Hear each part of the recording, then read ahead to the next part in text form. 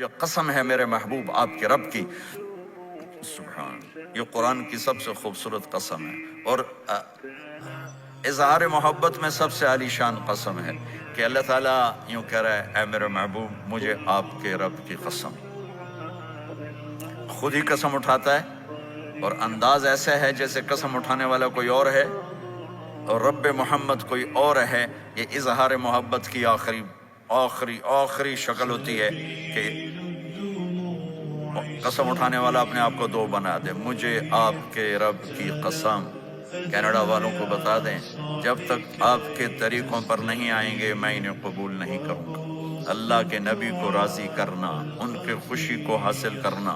ایک صحابی آئے، یا رسول اللہ میرا پڑوسی ہے، اس کی کھجور ایسے ہو کر میرے گھر کے صحن میں اس کے چند آتے ہیں شاخیں، جب پھل لگتا ہے تو وہ گر جاتا ہے تو میرے بچے اٹھاتے ہیں تو ادھر سے دوڑ کے آتا ہے، ان کے منہ سے کھجور نکال لیتا ہے۔ آپ اسے کہیں کہ بچوں پہ اتنی سختی نہ کرے۔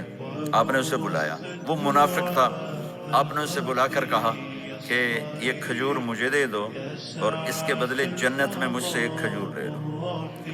وہ کہنے لگا یا رسول اللہ یہ مجھے اور میرے بچوں کو بڑی پسند ہے، کوئی اور ہوتی تو میں دے دیتا۔ اب چپ ہو گئے، وہ چلا گیا۔ ایک صحابی بیٹھے تھے، ابو الدحدہ، یا رسول اللہ میں لے دوں؟ مجھے آپ وعدہ کرتے ہیں، مجھ سے وعدہ کرتے ہیں آپ مجھے جنت میں لے کر دیں گے؟ آپ نے کہا ہاں۔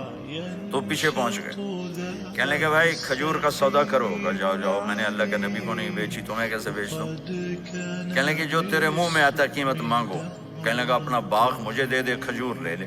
باغ میں 600 کھجوریں تھیں۔ تو کہنے لگا پکی بات ہے، کہ چلو باغ تیرا کھجور میری۔ انہوں نے کہا ٹھیک، مجھے اور کیا چاہیے؟ 600 کھجوروں کا باغ۔ دوڑے دوڑے آئے، یا رسول اللہ میں نے کھجور خرید لی، آپ اب اس کو دے دیں۔ ہم نے کہا انہوں مجھے تو دینی، تمہیں کیسے دے دی؟ کہا جی میں نے پورا باغ دے دیا اور کھجور اس سے لے لی، 600 کھجوروں کا۔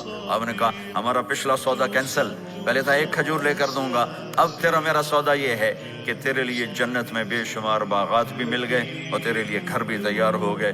کم من عزق رداہ بدار فیاہ لأب الداہ داہا۔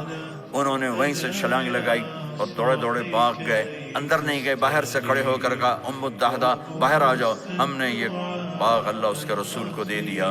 یہ میرے عزیزو جہاں بھی رہو محمد مصطفیٰ صلی اللہ علیہ وسلم کی مبارک اور پاکیزہ زندگی کو اپنا ساتھی بنا لو، تو یہ جہان بھی آپ کا ہے، وہ جہان بھی آپ کا ہے۔